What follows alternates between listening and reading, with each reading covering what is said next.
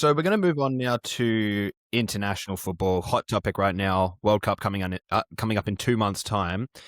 And I think that a big sort of point of controversy for a lot of Australian football fans, as I'm sure you could agree, is the fact that the international scene in itself is a transfer market of its own, and especially when it comes to multinational players and the FIFA eligibility rules. Now, you yourself worked on the FIFA eligibility rules, and I'd like to ask a three-pronged question, if that's all right. Firstly, what is the thinking behind these rules? What are some common misconceptions that football fans in general might have? And thirdly, what would you say as an Australian, or let's say you're on the Australian FA, what would the ideal attitude and strategy towards attracting multinational players be, in your opinion? Like I said, you're not give me any Dorothy Dixes here. I was straight in, bang, bang, bang. But no, look, great questions. Yeah, look, the first point about FIFA nationality rules. Yeah, look, when I was regulatory director at FIFA, I inherited a process which was a process to look at modernizing the FIFA rules as they were at that time. So, um, at the end of that process, we wrote a commentary which is available online still on the FIFA website, which does explain some of the rationale behind it. Not some, all of the rationale behind it, and it actually gives a breakdown of the history of how the sort of the rules evolved.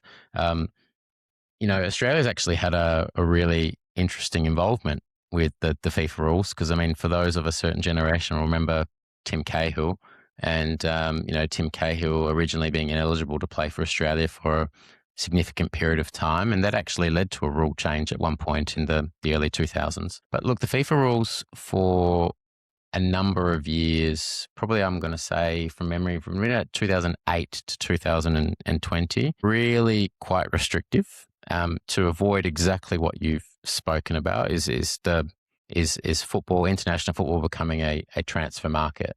And I'm not going to challenge you on, I might challenge you on it actually a little bit there, but I think calling it a transfer market is a little bit unfair because it's not really a transfer market because a lot of what we're seeing now is not so much naturalization in the sense of, look, James Kitching has a UK passport, an Australian passport, an Italian passport, but tomorrow I'm going to go play for Fiji. Fiji is going to give me citizenship, and I'm playing for Fiji. It's more football associations becoming aware of the fact that this is how the rules operate, and they've traditionally operated in this way for a very long time, and tapping into those diasporas that exist globally to maximize their football opportunities.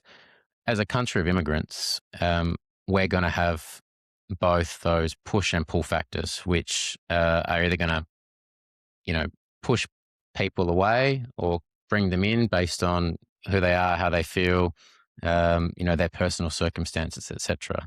Like I said, English father, Italian mother, born, bred, raised Australian, proud advocate for Adelaide.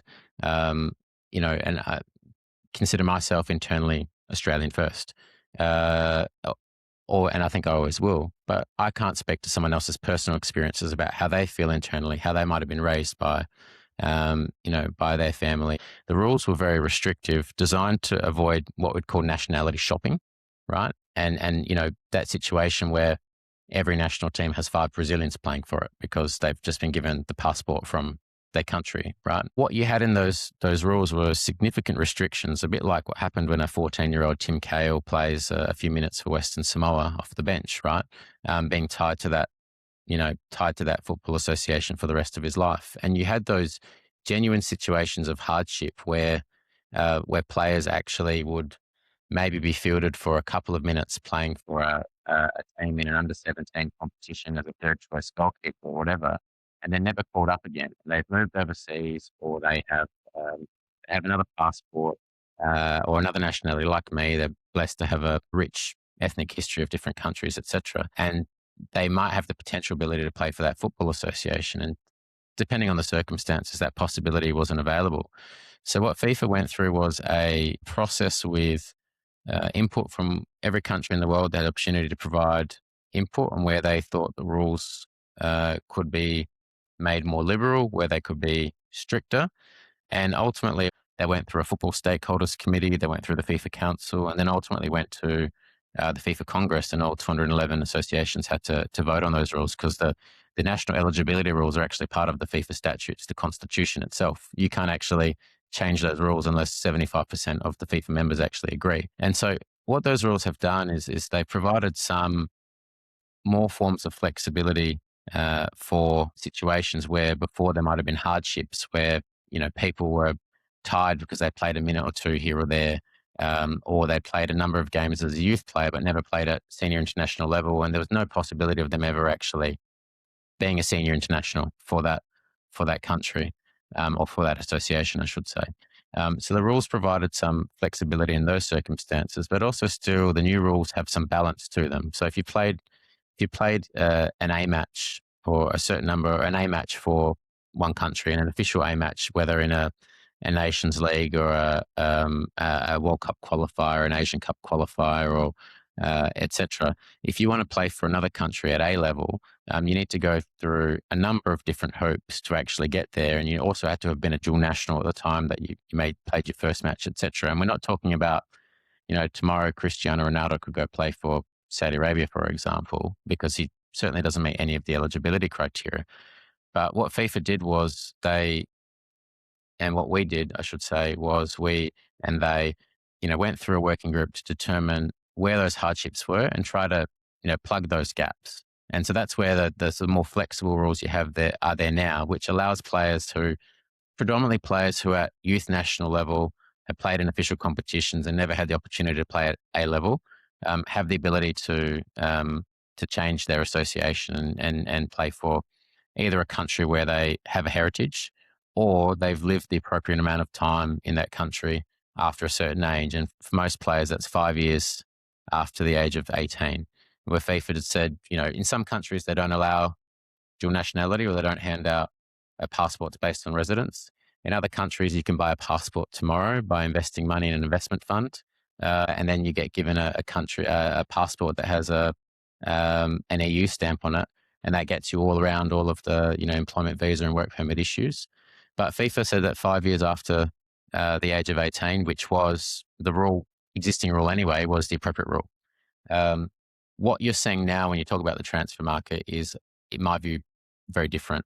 What you're traditionally seeing is MAs, or member associations, or FAs, football associations, tapping into the diasporas and understanding that players have different heritages, different ethnic backgrounds, and taking advantage of that.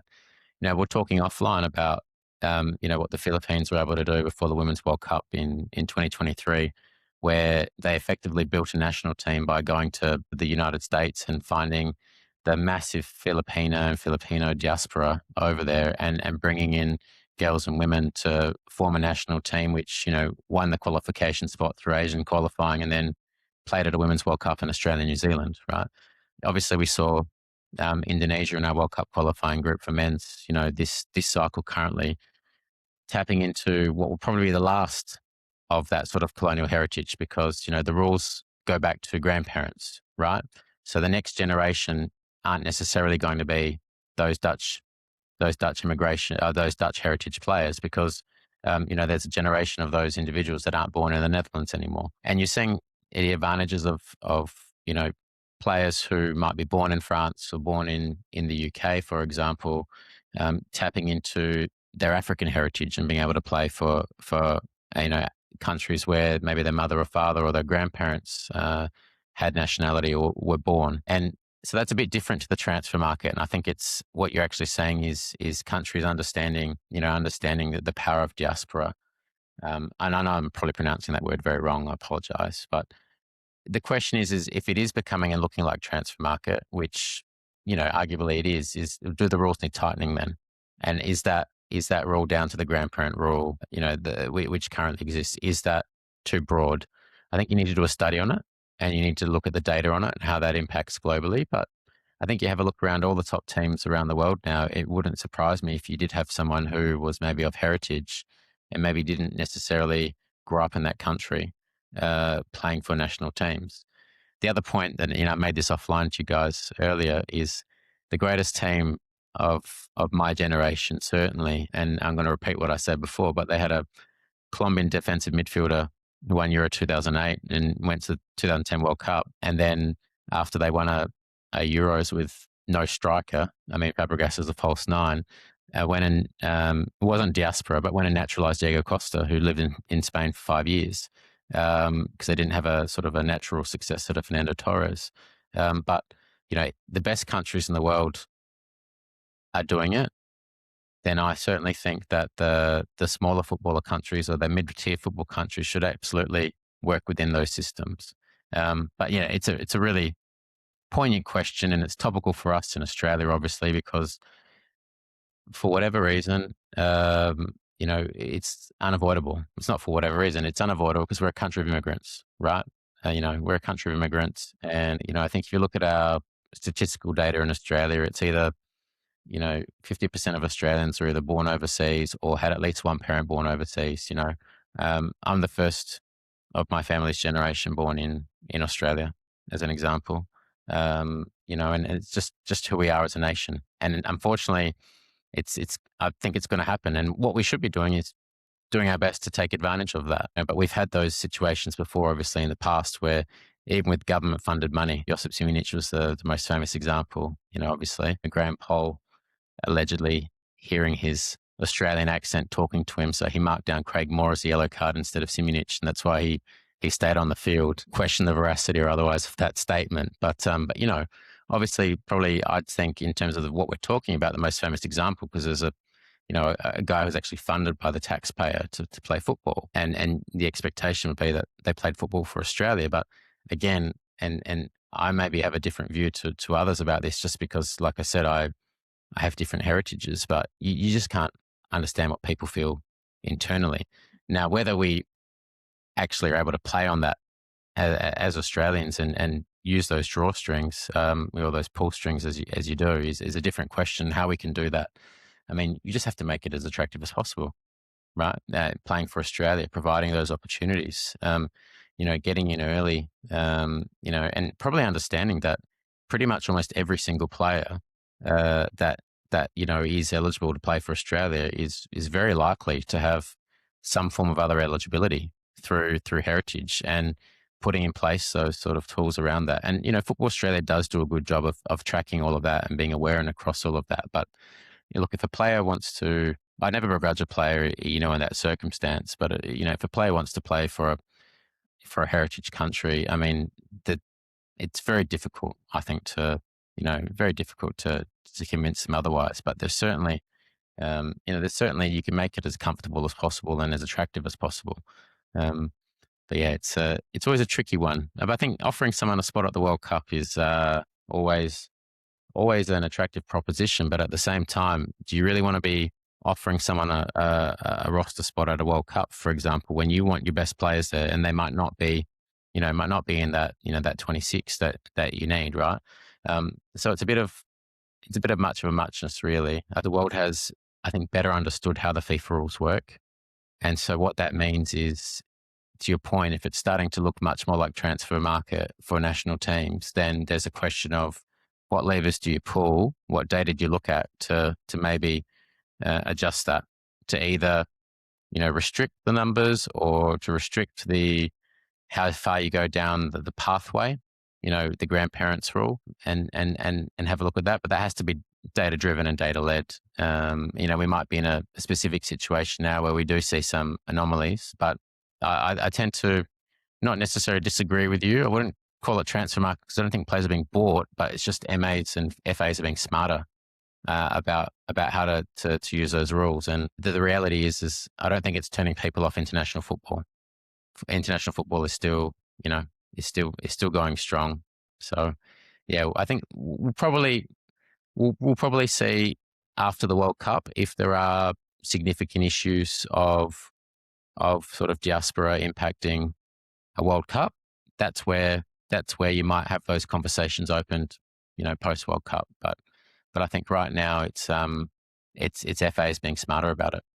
So you mentioned one worry which FIFA had. They worried about 6 Brazilians playing for every single national team in the world, right? That's of course worrying that teams having social mobility, which is a bit inauthentic. I worry at the moment that uh, federations' ability to use a diaspora is bringing a different sort of effect on social mobility, where you have a restriction on social mobility, which does feel a bit authentic. So obviously, you said you don't know what's in every player's heart, and you mentioned Simonic, which actually I think is probably one of the most authentic cases of someone feeling Yeah, separation. absolutely. So I don't Yeah, begrudge that at all. absolutely. But it does feel like, generally speaking, not single out individuals, because we don't know every single case, we don't know what's in the heart. Everyone's innocent until proven guilty. But it does seem that the stronger nations do get to get, if there's a genuine tug of war of a player, the stronger nation will get their man usually. So there's a lot of cases that, Mm, we have obviously Volpato, Arena, G. Ocon, and Triantis, and Segasic mm, players which we lost. Now we do get the seconds from mm, those countries. So we do get players like Shuto, who would never play for Croatia. mm. And of course we get Sutar, who we dangled a World Cup, so maybe we were the stronger nation in that case. So, it does seem, and we of course got Shikluna, and I'd say with all respect to Malta, we are stronger. We had a guy on the pod, which will release this pod as soon as the Shikluna case gets a bit more public. He's from Malta, and Mm. he talked about how, we wish there's something, if this is becoming more like a transfer market, wish there's something to compensate federations who developed a player, whether that's spending money on youth camps. A huge number of the Football Australia's budget is spent on travel. So, all that travel now to develop another player, and we don't actually get that player in our system. I don't know.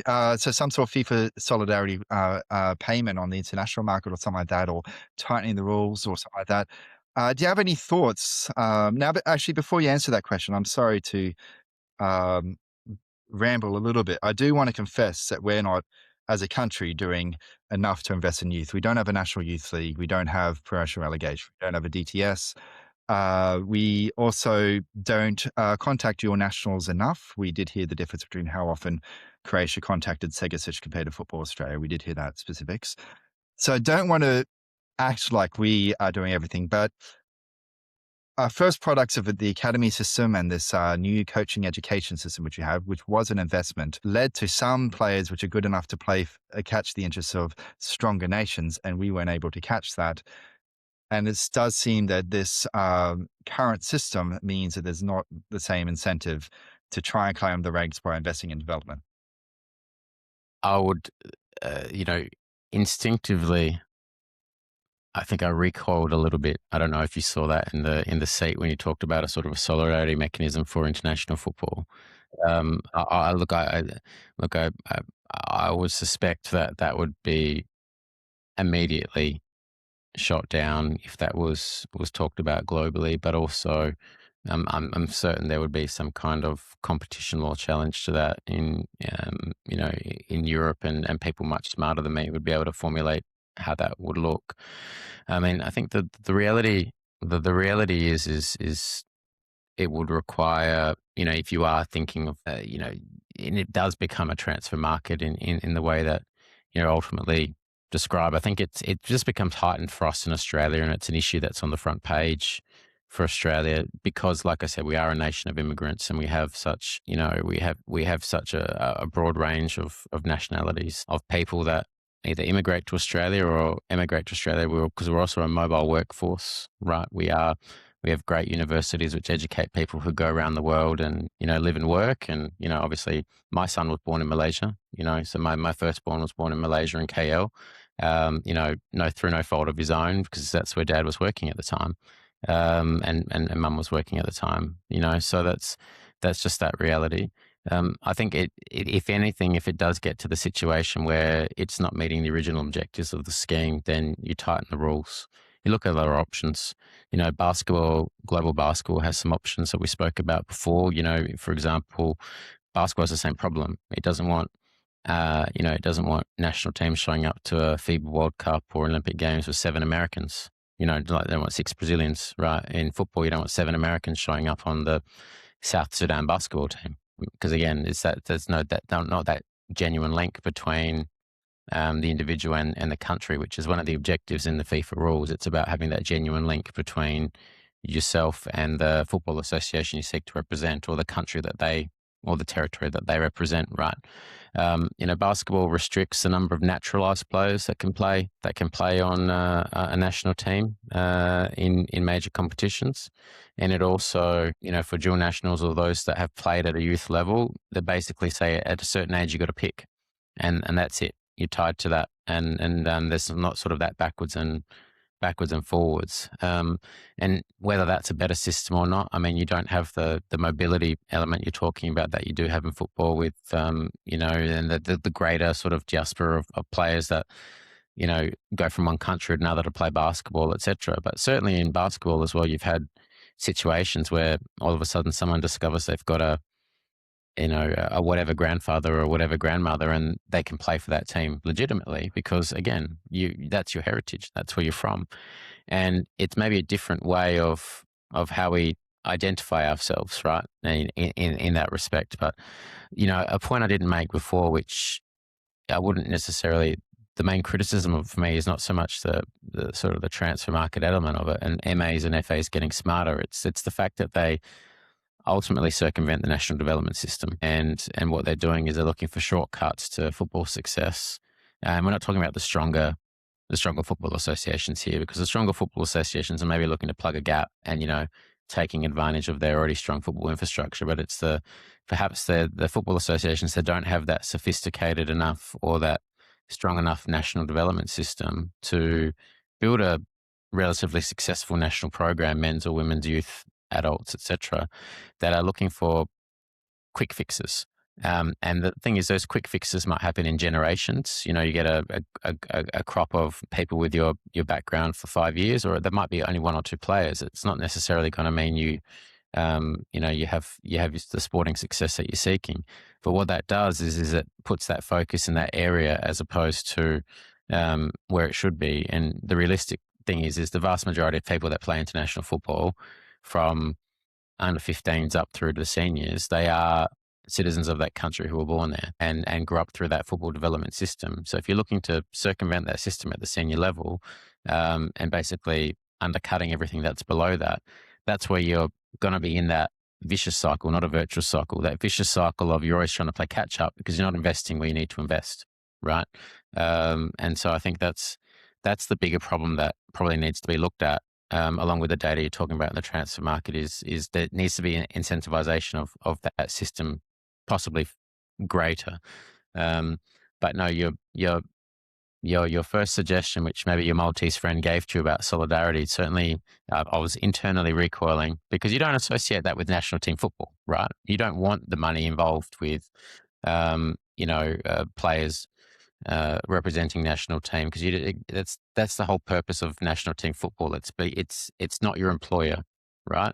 And what other industry do you work in where you have such special skill and talent that your employers will give you 7 or 8 figure sum as your annual wage, and then every couple of months someone else comes and tells your employer, by the way, we're taking that man or woman, they're seconded to work for us for free because we're the country. It's almost like conscription or whatever the case might be, and we're going to use the exact special talent or skill that you're paying them for. If they get injured, bad luck, it's on you. And we're taking them, and because they're doing it for the country, right? I mean, that's a very crude way of talking about it, but that's effectively what we're talking about. We don't associate money with that. And so that's why I instantly recall to that. But I can see why smaller associations that get taken advantage of would go down that pathway, because the reality is maybe that player is the example of their talent system, and then they're producing that talent for another country at the end of the day. I mean, like you said, Simonic, yes, he's the famous one because he's the taxpayer funded example everyone gives. But obviously in his heart, and everything that happened post 06, even when he got suspended for those matches, singing to the fans at the end of the game, etc. He obviously genuinely, ethnically felt Croatian, and that was what was inside of him, and you don't begrudge him of that, right? But you can see why smaller federations would have that point of view. I mean, like I said, for me, I think as Australia, particularly as a rich country in the world, maybe not, like I said before, colleagues at FIFA, Australia's a second-tier football country, but globally we're a G20 country, sophisticated economy. We take the good and the bad, right? Because we have the ability to influence, but also we are a country of immigrants. So that's the risk that comes with the way things work. The way things work in how that, how those football rules operate. So you could always ask, actually, I'm in Adelaide. I could do it. I could go knock on Penny Wong's door and say, look, can you restrict Australian citizenship and not allow dual citizenship? So you can only be Australian if you give up all other citizenships, and that solves the problem instantly. There might be riots on the streets then, but I think we even saw, who was it? What's his name? Ryan Williams, wasn't it? Gave up Who Australian was it? citizenship for India. Yeah, For his Game of mother. Australia just played for India. Just played for India this week. Yeah, exactly. Because that's the rule. That's the national law of India, and FIFA rules basically say you can't represent an association unless you are a national, which means you have to hold the passport to show that you are a national, right? So it's probably a combo of immigration country. Our national laws are pretty liberal when it comes to holding multiple nationalities, in that respect. But yeah, I recoil at the financial element you talk about, but you can absolutely understand why that comment is made, for smaller countries that might produce players, because you are right that at the end of the day, the stronger nation generally does win, because you potentially, and there's no guarantee, of course. Look, I loved watching Segacic last year in the A-League, and I kept up with him at the start of the Portsmouth career this year, right? But I mean, there's no guarantees whatsoever that, he kicks on and plays for Croatia one day, right? There's probably a much better guarantee that he would probably kick on and play for Australia at some point, right? But again, don't begrudge that decision, but that's the decision he makes, and we have to move on and go on with that. I just want to say thank you, by the way, James, because I don't think we've ever had a single guest that's gone on like this in depth on the points, and it really is, great stuff. Graham, I don't know personally if you've got another one to throw up there. But... Tell me off. I'm so sorry. When you get me going, I go. No. Honestly, it's great. Yeah, sorry. I'm sorry, but it's just. Yeah. Look, the problem. I don't know if this gets cut or not, but the problem is when you get people, and I'll be honest, it's half the podcast of yours that I watch as well, but you get people that are passionate about Australian football and love Australian football. You put them in a room or a podcast chat, and they solve all the problems in 10 minutes, right? Or a couple of hours. But it's a lot harder than that, obviously, and that there's history and layers and everything else. And I think to be perfectly honest, I don't see FIFA nationality rules being made stricter anytime soon, unless there is a major reputational issue which arises at, say, a World Cup, where you have a national team which just simply is unidentifiable, right? And that would cause a major change, or non-justifiable, really, in terms of that. And if you have national teams that actually go down that sort of transfer market system of trying to buy national teams and completely circumventing a domestic development process.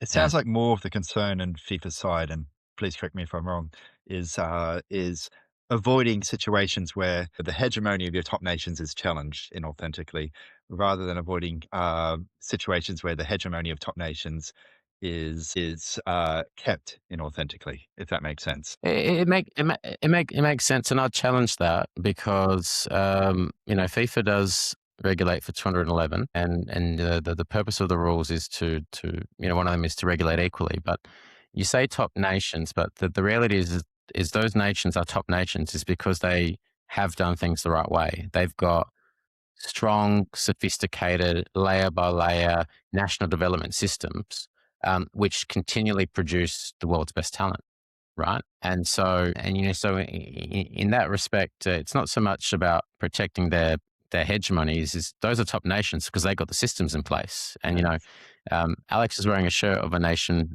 which I'd still call a top nation, right? It hasn't really had a really great run, in the last little while, but it's 4 and a bit years removed from being the European champion, right? It still had to produce top talent that consistently plays at that high level, and the systems do work. It's just that they maybe are not getting it right now, during this, last couple of phases. But the reality is those top nations are the ones that have had historically put those systems in place and are doing things the right way.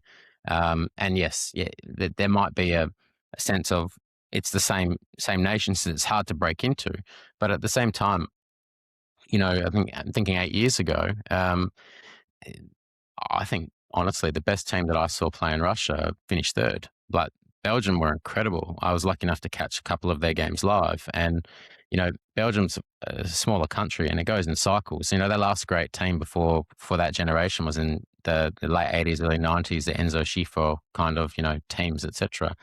And that's because they reset and did things the right way. In my lifetime, there was the famous German failure in Euro 2000, which caused them to say, hold on, we're going to reset and go back and do things. And they did. And within a few years, they were, making, well, 2 years later, they made a World Cup final, which was a bit of something else. But they reset, and that led to a 2014, World Cup victory. It's those top nations have done things the right way, and they know how to underpin those systems. But I can understand why it looks like that from the outside looking in, and the challenge is on us as Australia. Like I said, make it as attractive as possible. Well, be consistently winning major tournaments, be consistently going beyond where we have gone beyond in the World Cup, right? Making it attractive for players who might be torn in a couple of different ways because of heritage, to say, look, these are all the systems we've got in place. You've come from here, and this is the opportunities that this produces for you.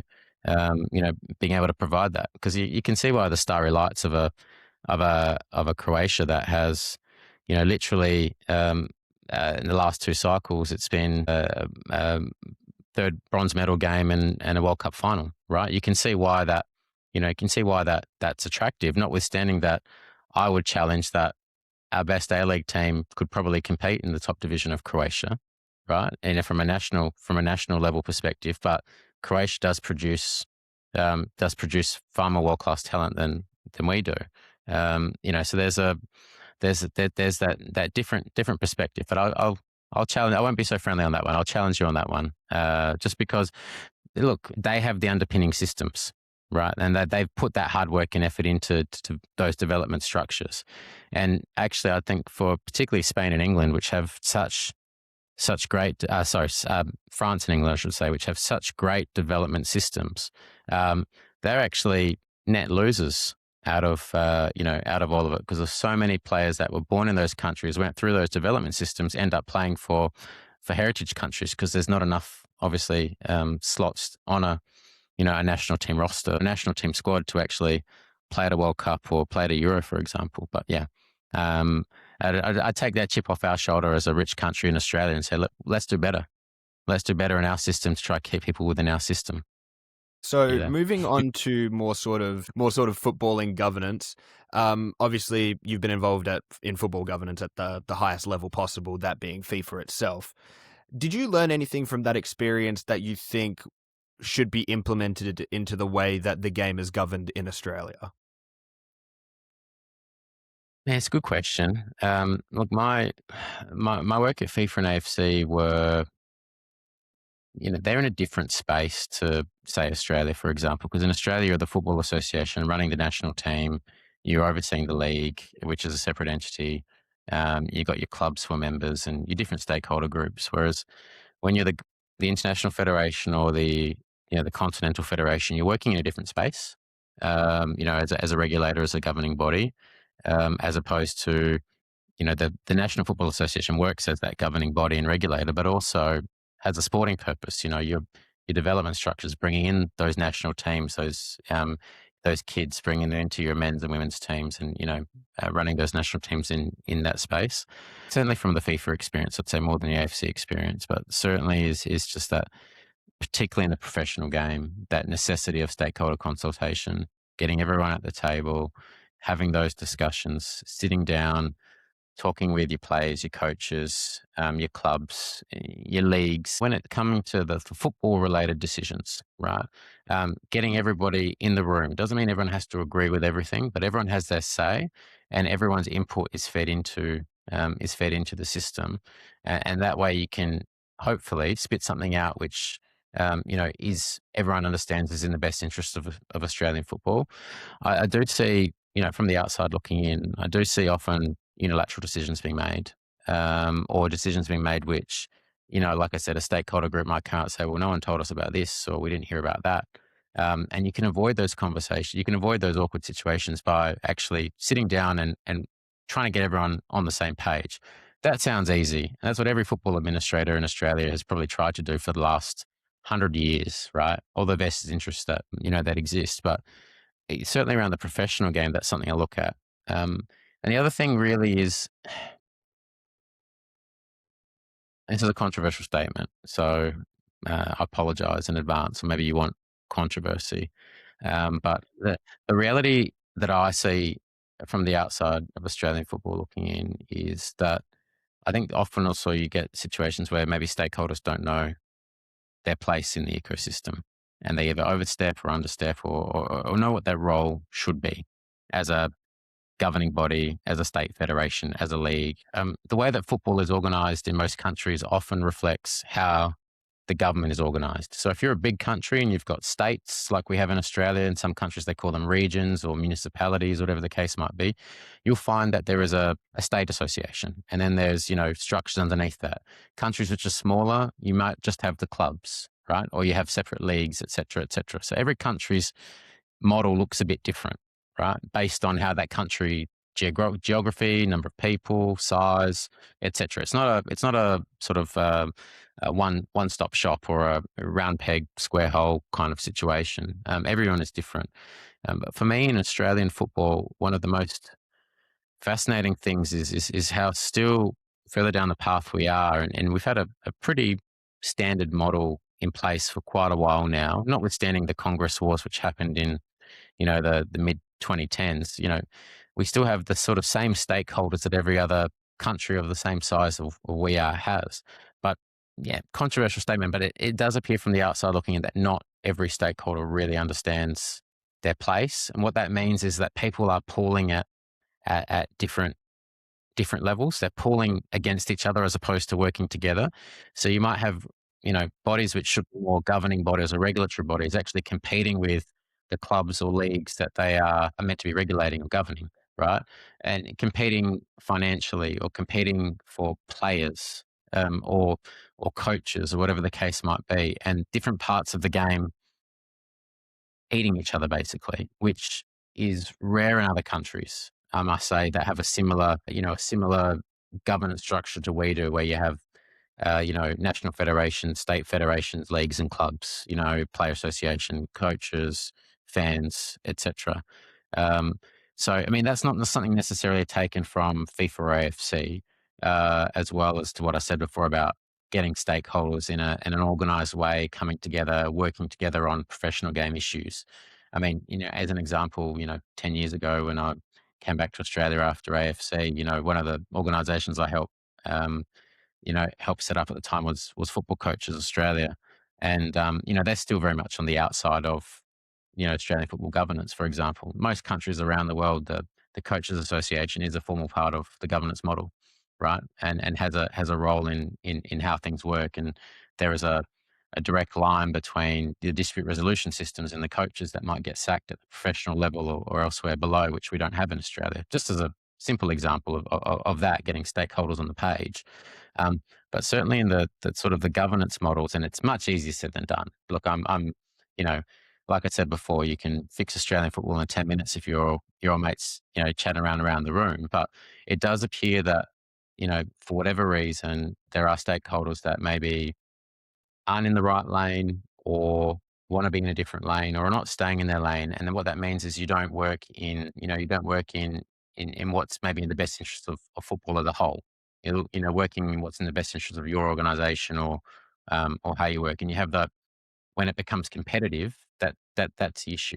And that could not have been more best characterized by what happened during and what was said by the federal sports minister during the Women's World Cup.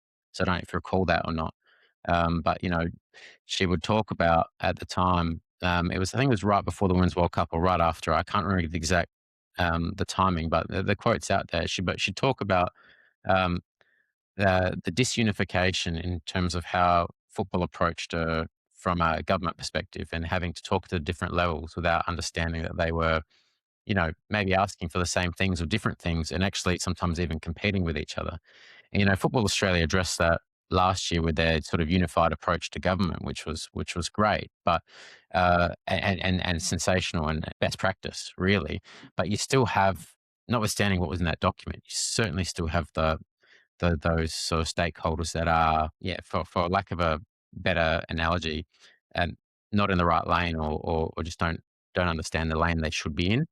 And that causes, a lot of the tensions we see, some of the things I read about on your forum, and, that pop up from time to time, in football governance. So, the best countries around the world in terms of football governance, they of course always have their issues, but the best ones, everyone knows their place and everyone knows what their role is in the ecosystem. And they might have some competing interests, but at the same time, they're working towards, common goals, which would be, national team success, our club teams being the best that they can possibly be, generating that money, continuing that virtuous cycle. Because if we do well here and the bottom does well at the bottom and that system revolves around. So it's controversial without trying to be too controversial, but I think you get the drift of, what I'm talking about, in that respect. Yeah. So I'm living in England, and I'm wondering if part of what you said, part of the problems we have is essentially due to the structure of our Congress. So in England, the Congress is half the votes are given by essential local feds, like really small federations. So if I have a problem, if there's a decision I disagree with, I feel empowered because I can talk to my club, or you can like yeah, the fiefdoms are really, really small. And so there's no chance for this big fiefdom to come in and then have an agenda or something like that. It could be a really well-intentioned agenda, but by the time you have all these fiefdoms with different agendas, nothing gets done and things get unproductive. Whereas if I don't like a decision in Football Australia, well, you have the member fed, which is a massive fiefdom. It's really hard to contact or get responsive. Or you have the APL, which don't talk to anyone. They have like 41% of the votes. These member feds have 50% of the votes. Um, do you think I know that the Crawford report really highlighted the voting structure. They had a different recommendation set to A, what happened, and B, what England have. But do you think the structure of how we do Congress is causing a lot of this friction and efficiency, and also people not putting the good of the game? They put essentially their own agendas, even if they think their own agendas is the good of the game, and people working against each other. Do you think that's a part of it? Well, that's an interesting question because um, we've been through this process in Australian football, right? So don't forget that the governance wars of the 2010s, they were because of the way that the Congress, as we call it, the AGM, the membership of Football Australia was, which were the 9 state federations with one vote for the A-League clubs, right? And it was about the A-League clubs wanting that, or that autonomy, because at the time, traditionally, what you found, England's one of the exceptions because of the way it's structured historically, but traditionally across most football associations that have state-based models, the states do get some membership votes, but then also the top division professional clubs certainly get input as well. And so the current Congress model that we have now was born out of those wars and those discussions, and very strong discussions, as you obviously saw, and there was I think caused significant damage during that time to Australian football, which then led into COVID, and then came out stronger out of it at the end. But yeah, look, the Congress in itself was part of that negotiation, and the way you see it, and it's that model is what that was back end of 19, if I'm not mistaken, or was it back end of 18?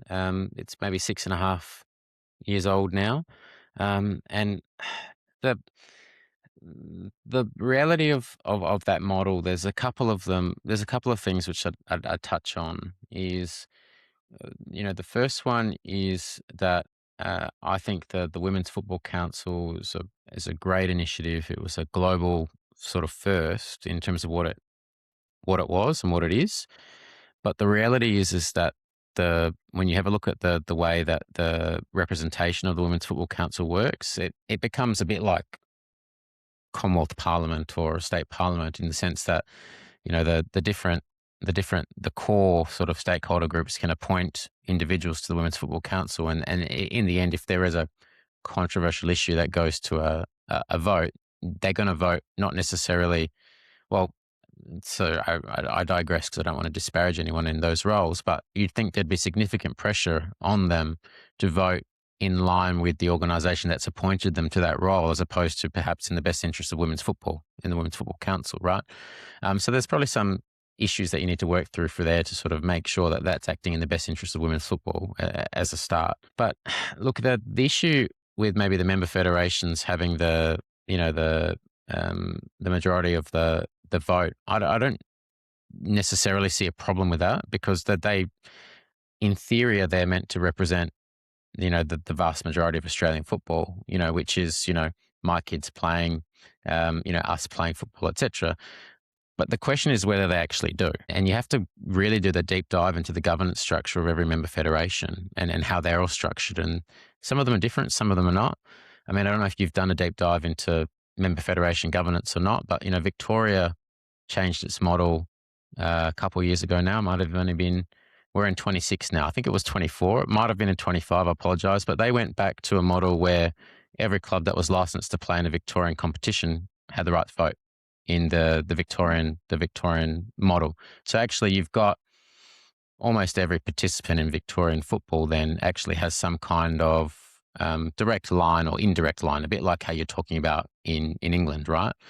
Whereas in other states, they follow different models where you might have that regional association internally, like you have in New South Wales, or you have some sort of, I wouldn't call them archaic, but I'd call them models which perhaps don't reflect best practice corporate governance in terms of giving the actual stakeholders in the game the say and the ability to impact their state federation. And it's a be careful what you wish for, right? Because there's varying levels of risk that come involved in the way you set up the systems, but.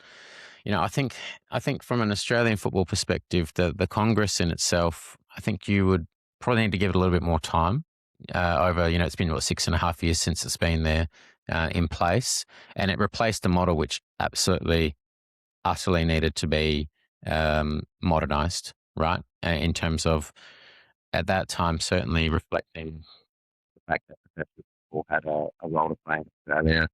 Players at the day, so and the players are now form part of that Congress as well. But like I said, coaches are still excluded from that Congress model, and I think if I'm not mistaken, a couple of the A-League clubs are still not full members; they're provisional qualifying members.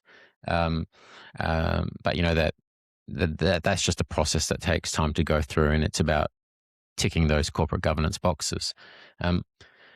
But certainly, I'm always of a view that even if a stakeholder is not a formal member of the Congress, it's about what you put around that, and that's why I went back before. And Alex asked me that question about lessons from international work, and I talked about that in the context of of professional football.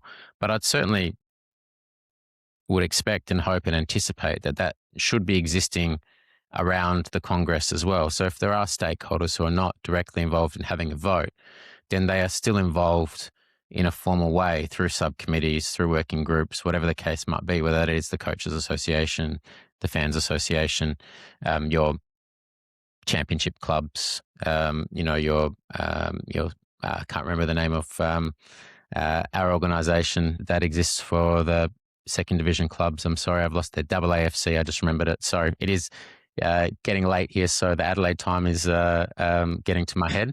But the point is even if they don't have a seat at the table, that they're still involved in the process, and they have the opportunity to have their say and be consulted. And the fact if they don't have if what gets implemented ultimately is not what they want, at least you've had that opportunity to be part of the process. But the Congress in itself, look, I think there were some very, very smart people, some very good people who sat down, thrashed that out for years and tried to find a happy medium. Look, I personally think I'd give it a bit more time to sort of write it off. There are some, you can see, like I said, some maybe chinks in the armor where, there might be some, inherent pressures around, Women's Football Council votes as an example. But the thing that I'd look at is who's actually represented by the member federations, to your point.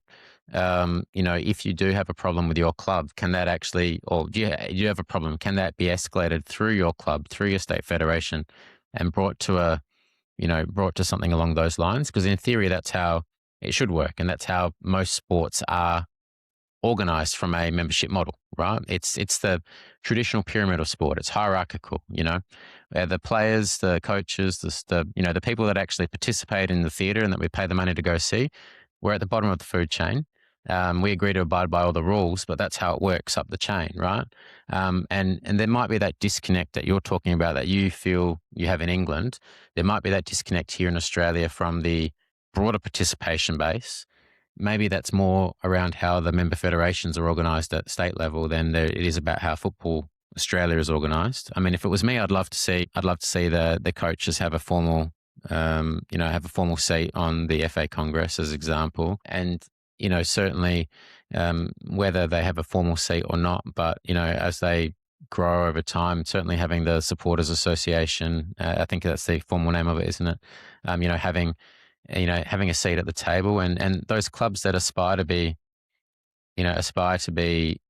professional football clubs also having that opportunity to actually have input into the direction of Australian football. Maybe not that formal decision. It takes time to get to that point. And like I said, you have those corporate governance measures where even current A-League clubs might not have ticked those boxes yet because you've got to meet, certain standards over years to get to that point. But yeah, it's an interesting one. Like it's I think something that you'd need to study. I'd probably give it 10 years almost to really study to see whether there is any significant impact or detriment vis-a-vis what we had before. Because I think I remember being on a podcast probably 5 or 6 years ago, and I'm not going to say who it was, but it was a former Socceroo who was probably lamented in the same way that you did. Then I spoke up and said, the Congress was just finished 2 years ago and we've just got a new model. We need to give it time to ferment. This was I was on the podcast as a guest, as still in my FIFA role, so it would have been 2020 or 2021, and I said, look, that these only just finished. We need to give it time to work out itself and find its place, because we've had a model for whatever it was since FA started in 2004, 2005, which effectively excluded every other stakeholder in football but the state federations. And so now we need to see what this model actually ultimately comes out of it. And I still think, COVID did shut things down for a long time. So I still think you need to give it a little bit more time to ferment. But at the same time, you have to always be willing to improve things. So I won't agree with you just yet, but I'd like to see a model where, of course, everyone is involved in the process, whether formally as a vote or has that ability to consult. Yeah, so as you said, like if they had the reforms that Football Victoria did, where everyone gets a say at a lower level, then you do have probably better decisions. I look at the results in England where the votes are at such a low level, and all the power comes from such a low level. A huge fraction of the budget goes reinvested in the game, into grassroots, into building, clubhouses for grassroots clubs and everything like that. And of course, having the most open pyramid in the world. So having that grassroots interest requires grassroots voices. So yeah, but maybe if we can't change Congress, because it's just been recent, maybe changing how member feds are structured is another way of doing that.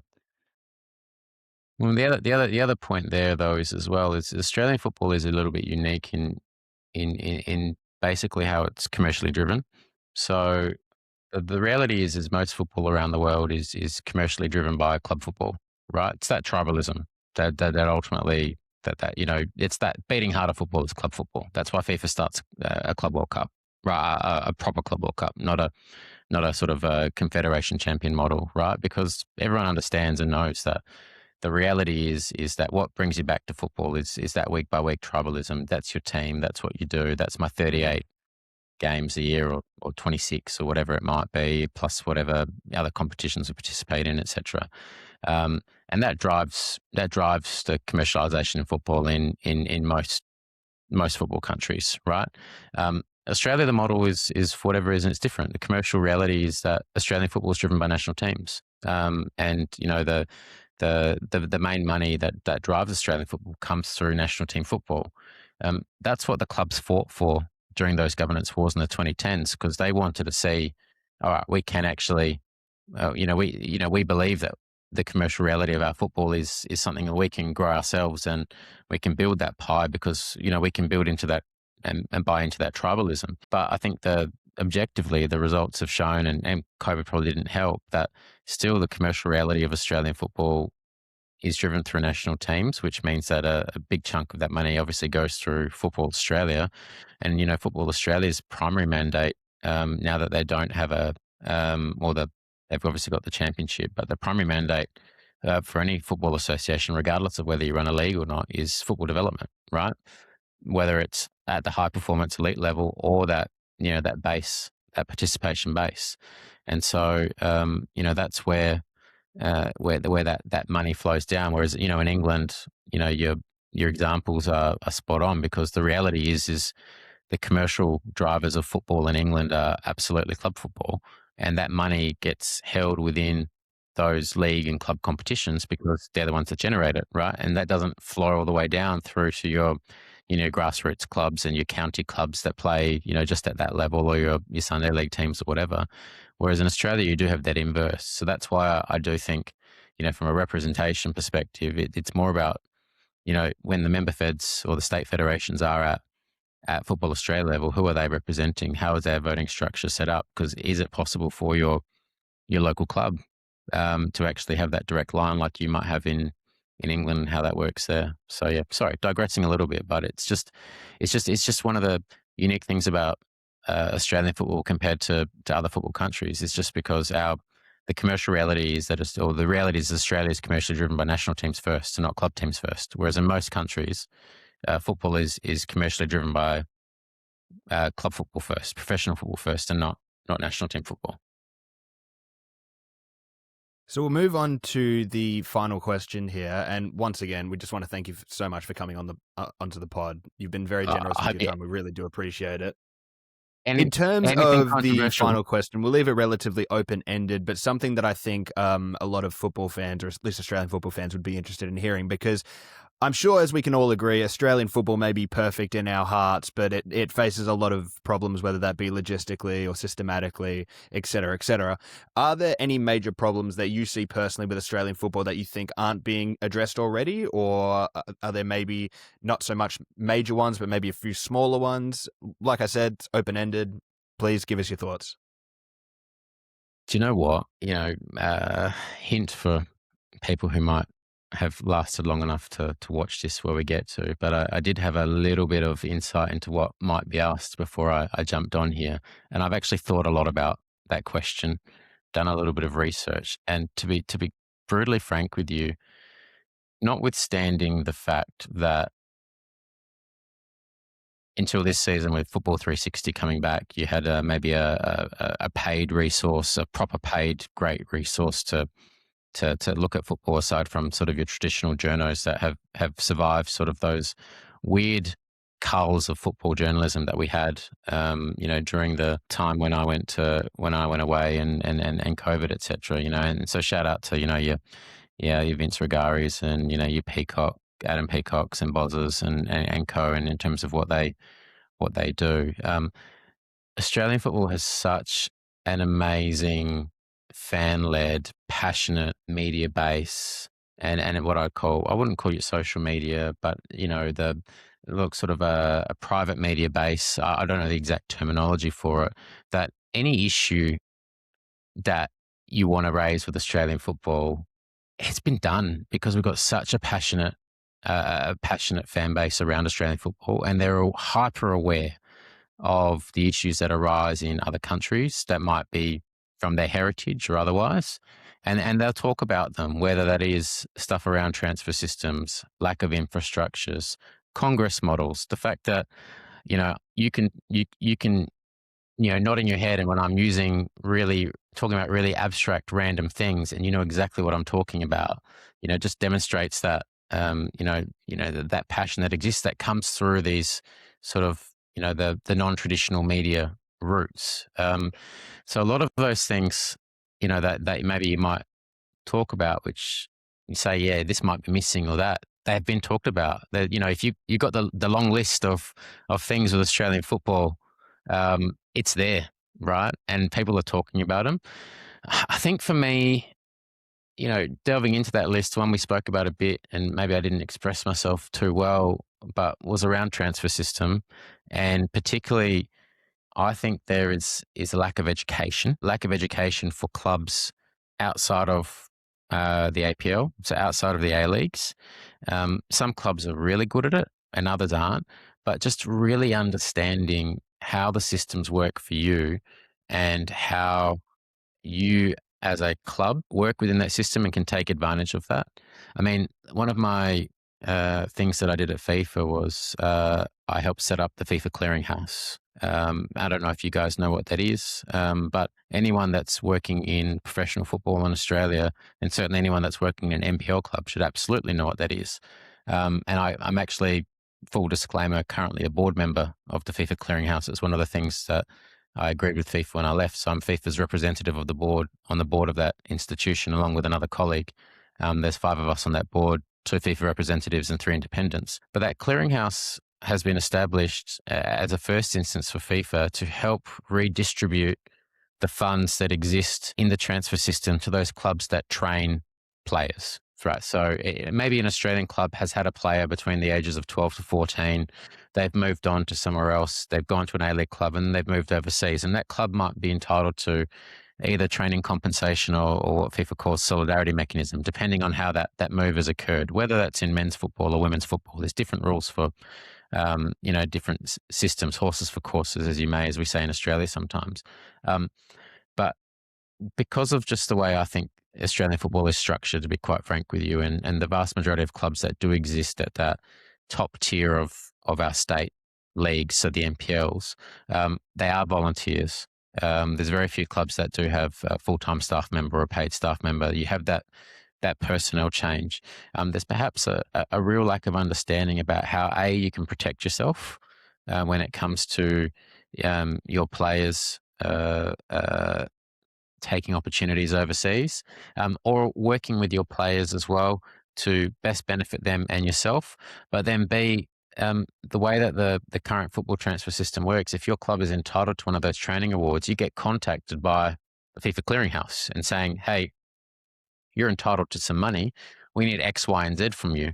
And the amount of club administrators I might have spoken to that are like, is this a scam? Do I know about this? And I can guarantee you, 2nd division, 3rd division, 4th division clubs across the world that are from, I would say, educated's the wrong word, but I'd say that football systems which are more aligned with how the transfer system works, they're across that. And they, because that's the money, that's the lifeblood which keeps their clubs going and which ensures that, our kids aren't paying $1,500 to $2,000 a year to play football, right? So I think the one thing that I would probably suggest is maybe there's a lack of understanding and education in that space about what you need to do. I don't know if that is a problem in the system, whether that's something that comes from the top and it's not handed down properly, whether that's a state level system, or whether that's clubs who have maybe just volunteers who are rightly focused on making sure that the corner flags are out, the lines are marked, kids are registered, they've got their tops, running the barbecues, getting sponsors, not wanting to worry about another compliance thing that's happening on the side. But the reality is there's money that's left on the table, right? If you are not up to date and understanding of those systems, then there are things that you're potentially missing out on for your club. And the other thing around in that space as well is like I said, about best protecting your club and making sure that your players, your players, and you're not going to stand in their way as an NPL club necessarily. Your 16 or 17 or 18-year-old players that might have an amazing opportunity if they've got a European passport, they can definitely go at 16 or 17, or if they're 18 years old, they have that opportunity to go overseas. But the ways that you as a club can assist the player, but also assist you in terms of how you maybe structure that move for the player, how you might waive your entitlement to a training compensation or some other kind of mechanism. But you ask in exchange, give me a future sale clause for that player. Like I'm not going to get in his way, going for free. You might owe my club $20,000 in training compensation because I've trained him since he's 10. But let's be honest, I've probably taken $1,500 a year from his parents, right? But what I'll do is I'll waive that fee, but give me, I'm not going to stand in his way, but give me a percentage of the future sale if you manage to turn him. You take what we've helped him do or helped her do, and turn them into a professional athlete on the other side. I think is an educational issue more than anything else. I don't think it's something that everyone's talking about, but there is a reality, and I'm not going to mention the name. Oh, I was about to mention the name of the player, but I won't mention the name of the player because that will give her the name of the club. But in between me going to AFC and FIFA, some great examples where I would contact clubs in Australia and say, hi, I'm James. I used to work at AFC. Look, I work across football regulation. I'm working the transfer system. Just letting you know that, this current Socceroo has, because of this transfer they made a year ago, you're entitled to £20,000, £30,000. The way the FIFA system currently works is you need to write a letter to the club that's bought the player, and put your hand out and ask for that money. And you've got 2 years to do it. I'd strongly suggest you do it. Some clubs who knew the transfer system were like, oh no, we've already done that. We're across this, great. Other clubs would look at me like I was a snake oil sales, a used car salesman or selling snake oil or whatever. Because again, going back to the original point about no domestic transfer system, because that, we actually do have a system like that here in Australia, but it's not really enforced properly. But because we don't have that similar football, regulatory framework that the rest of the world does, people kind of look at that with suspicion and go like, who the hell are you, etc. And the reality is Australian clubs, and I posted this on Twitter maybe a year or two ago, having a chat with Simon Hill about it, left millions of dollars on the table because they never claimed that money. And that was one of the actual inspirations. And I'm not saying that example was, but that was one of the actual inspirations why FIFA set up the clearinghouse, was because so many smaller clubs wouldn't actually be aware of their entitlements or wouldn't have the ability to actually write to a Valencia, Manchester United, Bayern Munich, whoever, and say, hi, I'm third division club in Australia. I've seen this transfer on soccernet.com. I'm showing my age there. Sorry. What's it called these days? I can't remember that, on soccernet.com. I think I'm entitled to some money. Can you please pay me my solidarity mechanism? Right. And if you don't, I'm going to take you to a FIFA tribunal. Like, what volunteer club has the resources to do that? Right. And that's why the clearinghouse was set up. But still, I don't think there's been, in Australian football at least, that transfer of knowledge around what you're entitled to, what you should be looking out for that's going to come through your inbox, making sure you keep all your data up to date, because, that's the difference between, maybe you having to pay a bill or whatever. You have that ability to work within the global system, right? And that global system is designed, like I said, right at the top. It's a communist system. The ones who benefit from all the players at the top of the system, they have to redistribute down the system because it creates that virtuous circle. And what that's meant to do is keep our costs down here so we can continue to bring those players in, train them, they become professional, they earn a living from the game, and the circle keeps going. And that works in most countries, right? And that's how their football system works. That's how that circle turns. So I think there's definitely an education piece around that we're missing. But yeah, look, and I say that here now, no doubt I've missed that, and I'll go out and look, and like I said, in that passionate social media, it's the wrong word, social media, but non-traditional media space, there'll be absolutely people that have spoken about that already, and that will be well across that. And we're really lucky in Australia just to be a sophisticated country that's passionate about the sport, and has that ability to talk about that. And I'm on a number of soapboxes in football and the power of football, just seeing how passionate fans from around Australia harnessed that passion and turn that into media around the championship and what that meant, for the game itself.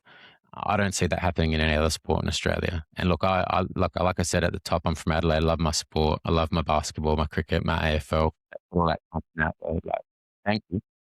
Keep me informed, and I consume as much of it as I can when I can. So yeah, congratulations, guys. Good stuff. So thank you so much for joining us on our own non-traditional media of Green and Gold FC, the podcast, as well as the forum. I see you're frequent there to answer some of our questions and also hopefully, maybe teach people about these opportunities. We have a lot of volunteers at clubs there, so hopefully some people pick up some great nuggets of wisdom. But yes, we are on YouTube, Spotify, and Apple. Please hit that like and subscribe to hear about such abstract topics as Congress and tactics and scouting and the transfer market and all this stuff that we cover here, which you won't hear in the traditional media, because they're covering AFL and NRL. So thank you so much for joining us. Please hit that like and subscribe button. Until next time, that's all we have time for. It's bye for now.